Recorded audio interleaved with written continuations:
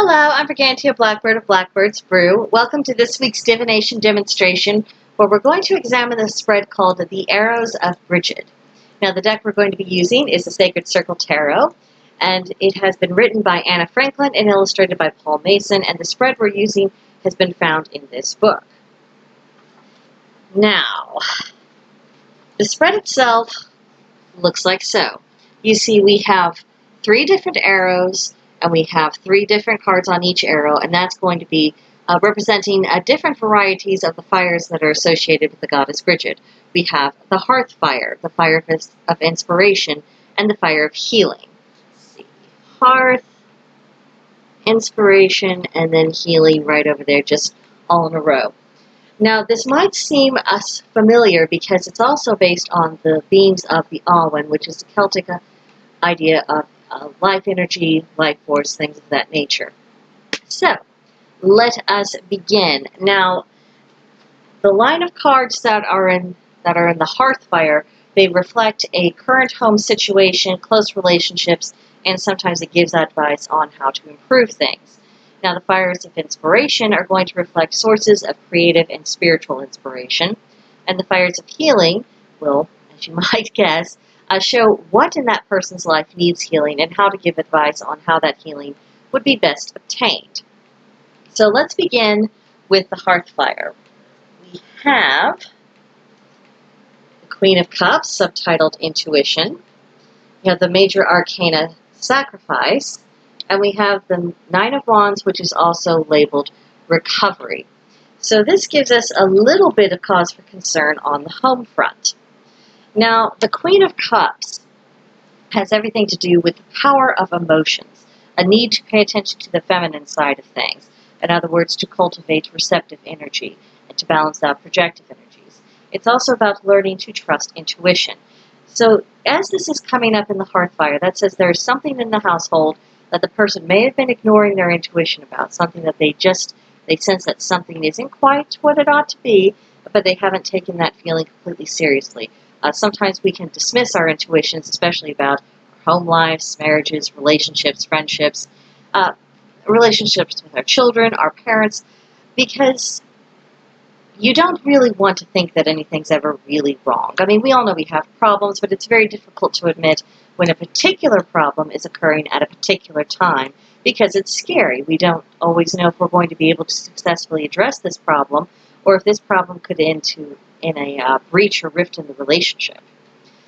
After we have the Queen of Cups, we again have Sacrifice, and this card discusses the necessity of change, letting go of one thing to gain another, and to examine attitudes that you have towards control, specifically that there are certain things that are absolutely outside of our control, no matter how good our intentions are, no matter how much we want something to work out. That isn't always within our power to ensure. We can do our part, but we can't do the other person's part. So that's a little bit of source of concern for this particular querent. I think we'll return to this in just a second. I want to let that percolate in my mind a little bit more. Now, the last card in the line of the hearth fire is the Nine of Wands. The Nine of Wands refers to having one last reservoir of strength after you think you're completely exhausted and you've got nothing else to give. This is one last volley of energy. It denotes recovering from deep wounds and having a resilience of spirit. So when we look at these 3 cards all together, we're seeing that there's a problem that your intuitive senses have been saying is going on, but it hasn't really been addressed. Then we have the Sacrifice card, meaning that something is going to have to change, and that this is a non-negotiable thing. The status quo cannot endure. And then the Nine of Wands, counseling one last effort, and also discussing the idea of recovery and having resilience.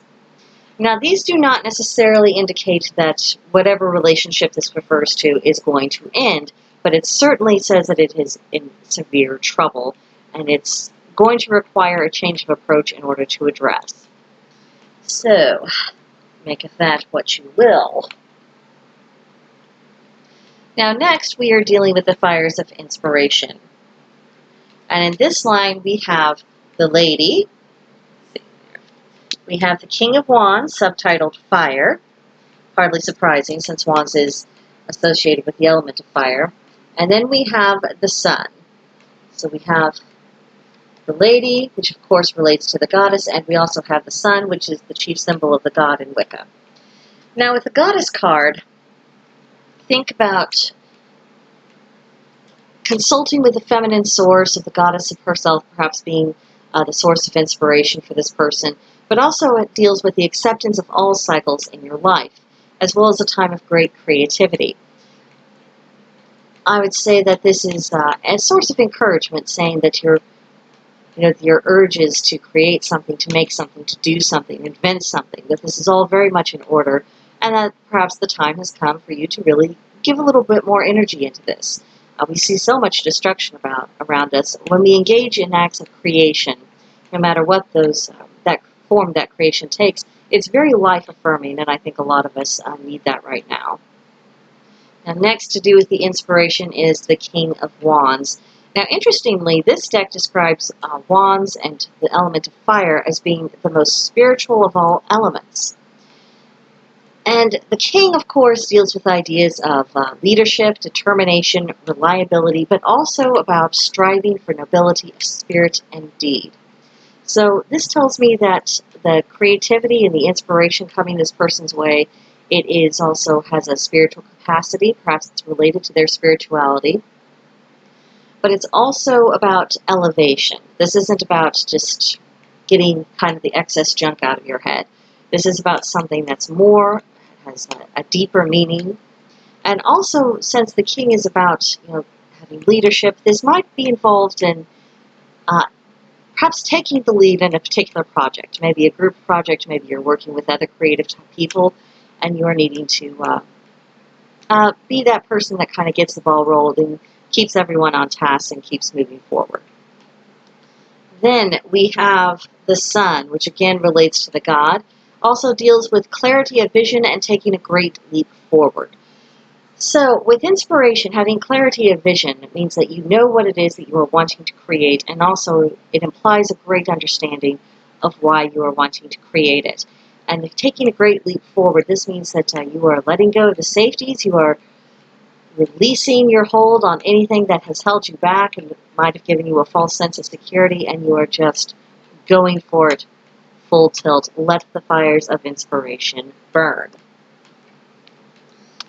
Now, we now have the fires of healing. And for this, we have the Seven of Swords, which is subtitled Diplomacy. We have the Page of Wands, subtitled Potential. And then the Queen of Wands, subtitled Illumination. This is the only arrow that did not have the major arcana cards join us. So I would say that this is more about short-term lessons than overarching, long-term, destiny-defining issues such as the Sacrifice card did, as well as the Lady and the Sun. All of those are going to be of far greater and wide-reaching impact than any of the pip cards. So, fires of healing. First, we come to the Seven of Swords, Diplomacy. One of the key expressions of this card was that teamwork is required for success in this particular project. It also counsels having an awareness of the spiritual dimension of your environment, and also to focus on the spirits of the land where you are living and with what's going on with you in your life right now. We do spend a lot of time examining the past, examining our past lives, examining our ancestors and what their spirituality meant to them, but a lot of us live an ocean away from anywhere our ancestors dwelt. So forming a relationship with the land we are actually on and giving precedence to the workings we are performing now is one of the things that this card is strongly indicating. And this suggests, because this is coming up with the notion of healing, this has to do with perhaps it's not having given the land we're actually on its proper attention and its proper due, getting caught up on, I don't want to say side issues, but issues that aren't relating to where we are and what we're doing. Think Master Yoda. He was always very practical. He was thinking in the immediate term, staying in the moment, and not worrying so much about what was or what might be. It's about focus on where you are and what you are doing. And that's the vibe I'm getting very much from the Seven of Swords.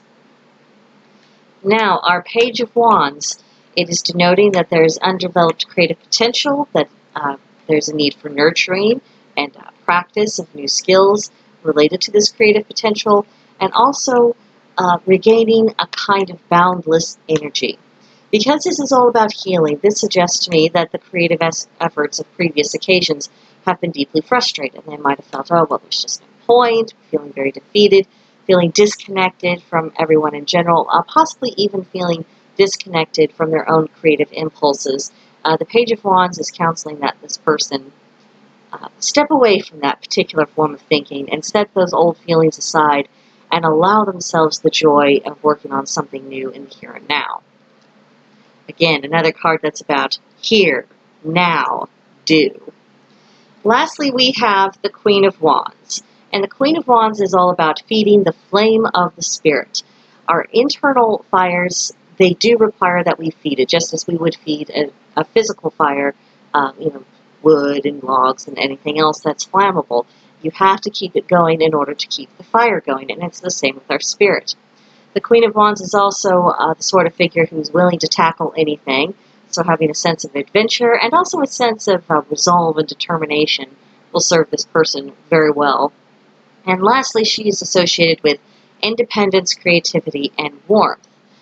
So this is someone who's not really waiting for someone else to give them an assignment or to inspire them. This is about self-generated action, the creative instincts, particularly the transformative effects of fire. Might be thinking about that. Perhaps that is what's required, a transformative project, something that deliberately takes the person from where they are now to a place they would prefer to be. And lastly, warmth. Sometimes we can give warmth to absolutely everyone except ourselves. And then we wonder why our efforts are so frustrated and why we seem to be engaging in self-sabotaging behaviors. Well, it's because we're not being particularly nice towards ourselves. And also, perhaps we're not feeding the flame of our spirits, as the Queen of Wands is counseling in this particular card. So, lots to think about there. Set the cards down. I think this spread has given a lot of room for reflection and to explore ideas and to look at what's going on in that person's life through slightly different eyes. Certainly, the home life, whatever relationships they're in, are needing some attention. Their inspiration and their creativity, and that seems to be something that's going to be flowing strongly from them. Perhaps it is something that will even assist with their hearth issues as well as their healing issues. So interesting stuff. Thank you for the guinea pig who consented to this. And if you decide to use this spread yourself, please let me know. Probably the group of Discord is the best way of getting a hold of me to pick each other's brains, swap ideas, and just tell me what your overall impressions were and whether or not you liked this spread, whether you disliked it, did you adapt it in some way. I would absolutely love to hear about that. So I think that is it for now. I will see you in next week's divination demonstration, and of course in another video tomorrow.